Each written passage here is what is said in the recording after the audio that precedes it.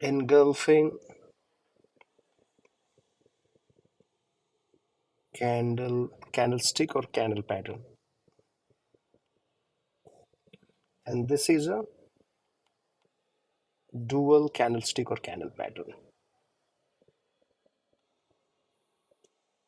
All right, so I'm going to identify all the engulfing candles on this chart, and I'll tell you why they are called engulfing candles. For example, look at this candle. Look at the lower left side. So this candle started from this point, went to this low, and closed here. So the closing must happen beyond previous candle. So the opening price of previous candle was this one, but closing price, the low of this candle was this one. So this black candle must have been closed below the wick, or you can say below the shadow. So this totally engulfed the previous candle, and this was a bearish engulfing candle, and it suggested that the price should go down. Generally, there is a target of engulfing candle which is equal to the real body size of the candle. So this was the real body size from here to here. So its target to the downside should be also similar from here to here. So, and its stop loss should be above this high. It's better not to place the SL and wait for any other candle to close above this high to justify the failure of this bearish engulfing candle. So what happened then?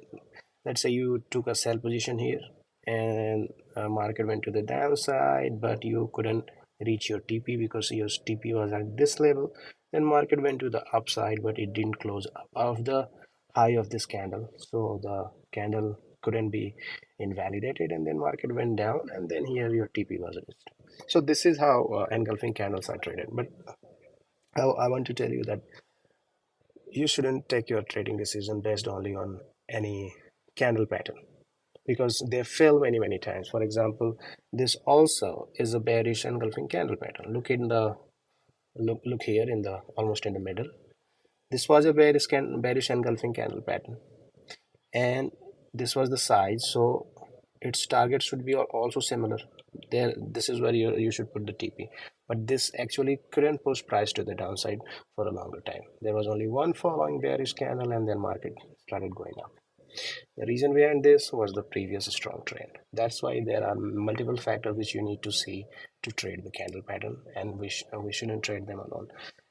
Then you can see this is another example of a bearish engulfing candle pattern. In my previous classes, you have learned the shooting star, spinning tops. So here you can see that this is a shooting star.